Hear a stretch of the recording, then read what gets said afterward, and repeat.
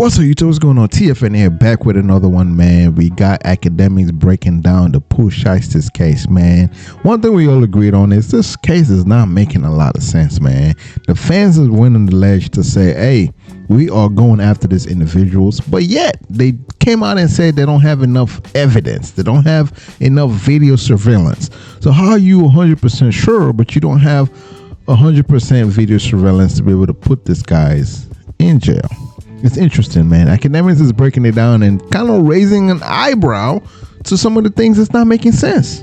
To where Gucci Mane hasn't made a statement to the federal government, but he made a statement initial to the Dallas PD that was present whenever they came in and got a statement. But he hasn't officially made a statement to the feds yet, which is kind of odd, man. And you got Pooh Shiesty's lawyer, Bradford Cohen, man, coming at Gucci Mane sideways, insinuating at Gucci Mane, letting it be known, is Gucci Mane gonna snitch? Is he gonna keep it 100? Are these individuals gonna cooperate with the government? Are they gonna try to put my client in jail? It's interesting, man. And today of all days, Gucci Mane dropped a diss record to Pooh Shiesty, man. Tell the truth. You went out like a real crash diamond, and after all that, boy, you still signed to me. Let's react to Akademiks breaking down this case. Let's go. They're gonna take it out of the state's hands. Yes, the state could have charged him for robbery and kidnapping as well. So when the feds come in, the feds don't want jaywalking and shit like that. They want the big boy. They want the big crimes. They want the racketeering. They want the shit that could carry potentially life in prison. So when they come with that means this is a heavy-weighted case. Usually they do that a lot. Now, the way how it works, and it works like this in federal court, but also in state court, is that, you know, if you get pulled over, like, I don't know, say a cop pulls you over, you have a gun, you could get charged. If you say you're not supposed to have a gun, you just get charged. And that's usually what's called a complaint. So a cop could just, like, you know, write up some charges and the DA just got to sign off on it and you're going to court. That's how it works, right? It works like that on the state level. In the Fed level, it works like that too, with an agent making a report or what's called a complaint. But usually in every jurisdiction, it is usually required that if you're going to face charges that will carry up to life, usually first degree offenses, that usually it goes through a process called a grand jury process. What does that mean? It means that it's not up to one cop, one federal agent to make a complaint, and now you have to potentially sit in jail for months or fight a case for years. It goes to a jury of your peers that could establish or vote if there's probable cause for you to go to court. Okay? For example, when Dirk first got charged, a agent who was monitoring him wrote up the complaint. They got a judge to sign off on it and the AUSA. And what that complaint did, it prevented Dirk from leaving the country. They locked him up. However, that complaint was going to be challenged after a while, so they went and got a grand jury indictment. And the grand jury indictment is literally, I believe it's 23 people. They're going to listen to the facts of the case. It's usually the prosecutors presenting it. And if half of them say there's enough evidence for probable cause to go to court, you're indicted. Okay? They return what's called a true bill. That then gets added to the record. That gets presented. And then you are then arrested and arraigned.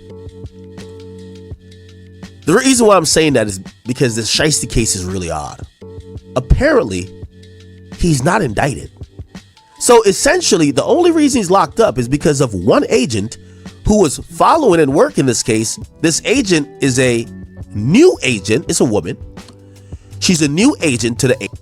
Yeah, just right there, man. What you guys think about that? The case is not indicted. And whenever the feds come for you, man, 9 times out of 10, they have a grand sweep. You know, they're not coming empty-handed. If the feds come and pick you up, best believe they have enough evidence to be able to nail you to the coffin, man. So, saying the case is not indicted yet, that is interesting. Like, why not? You know, you guys came and picked them up. And on the other hand, them not having video surveillance, again, you have to prove this beyond reasonable doubt, people. It's not what you know, it's what you could prove. That's what it's about. Agency.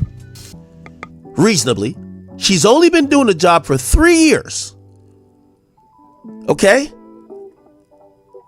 So much new, and so, like, you know, I don't want to call her inexperienced or a novice, but the sole person, the woman, and we had the statement up here. I mean the complaint. I can put it up here again. The person was so new. Give me a second, right here.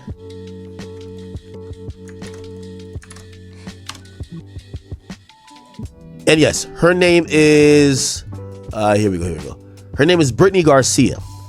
She was so new to the agency that when it was time to go to court for even Shiesty's hearing, she didn't even take the stand. That was interesting. Again, Bradford Cohen point that out. Bradford Cohen, Pooh Shiesty's lawyer, point that out. You know, which he went on the defense to say, hey,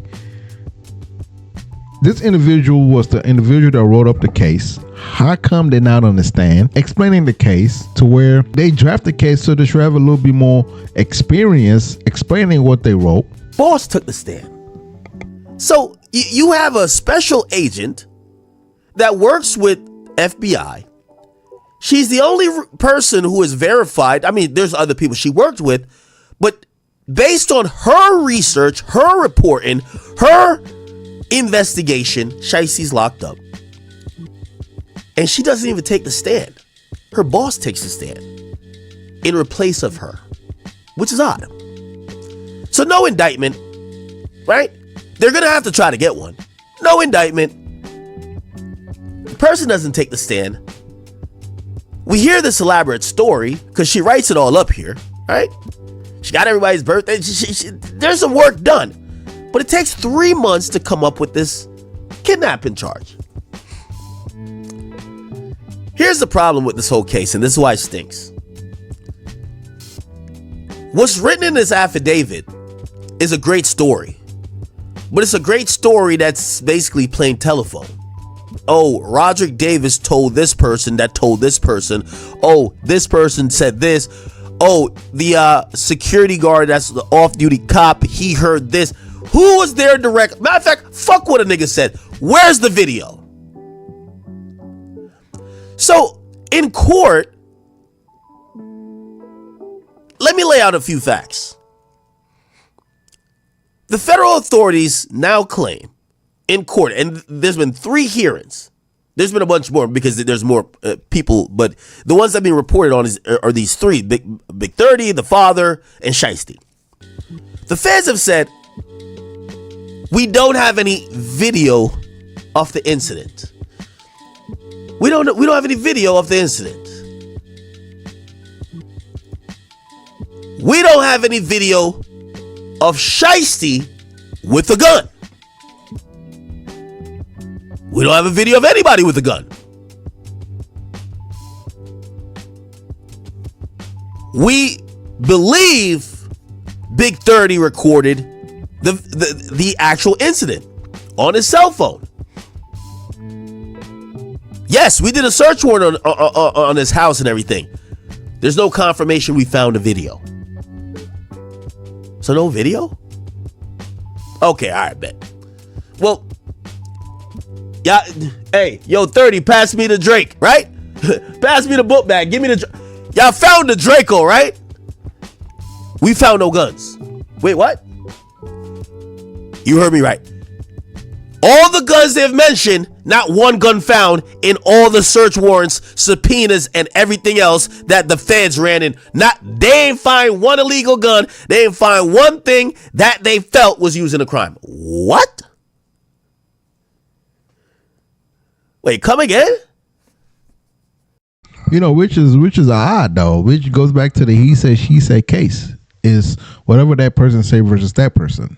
It's no tangible evidence. And when it comes to cases like this, you have to prove it beyond reasonable doubt. That's the only way it's going to take weight in court. You know, so which is interesting. They have no tangible evidence, people. Can you guys Imagine this. They have no tangible evidence to be able to say these individuals have guns. These individuals put Gucci Mane under this excruciating pressure to sign these papers. It's he said, she said. And at the end of the day, Gucci is saying these things happen, but they have to prove it. They have to prove it. And right now, the case is not looking so strong. But again, it's the feds, man. They are undefeated. Again, they have a 98 conversion rate. So if they're coming for you, they probably got something underneath their sleeves, man. But you never know. So no gun, no video of it happening. Okay, man. But they got to have found the items. Right? This was a robbery for this. Y'all must have found the watches, the rings, the cash, the Louis V backpack. Y'all must have found that. None of that found either. The police have said they have found no physical evidence. At least to date, or at least what they're saying in court. They said they've found no physical evidence. So what is this case? This is the federal case that carries up to potentially a life sentence. And it's based on 3 people's statements. The cameraman, BP, and Gucci. Okay. Well, they add, CW as well, which is the cop and his partner. They were playing security that day. Well, they weren't in the room. They will supposedly testify that they knew a robbery was going down, but they didn't do much to stop it because they felt somebody was going to die. Okay. Then the next thing is, all of this happens, and the robbery took place for 45 minutes. God damn it, what type of robbery is this? Gucci was allegedly held against his will for 45 minutes and robbed. Well, let me ask y'all this question. Well, as soon as Gucci left, not Gucci, I mean Shiesty and everybody, well, you know, they called the cops. Well, if the cop that was there waited 45 minutes and he knew what was going on, why you ain't call the cops then? Something stinks, chat. But yeah, man, that was Akademiks' take on this situation, man. That something smells fishy, man. Something is not right. There's a lot going on in this case. And Gucci Mane dropping his song today, Crash Dummy, certainly shine a light on this situation that's going on, man. He let it be known that, hey, man, it was supposed to be a business meeting. I showed up and they robbed me, man. If you guys haven't heard the song Gucci Mane, Crash Dummy, is out now. Man, it is crazy, bro. I guess Gucci Mane just got tired of people calling him a snitch. He just had to drop some bars at Pooh Shiesty, man. Again, if you guys are new, think about subscribing. Get down in the comment section below. Let me know what you think about this situation right here. Until next time, TFN, I am out.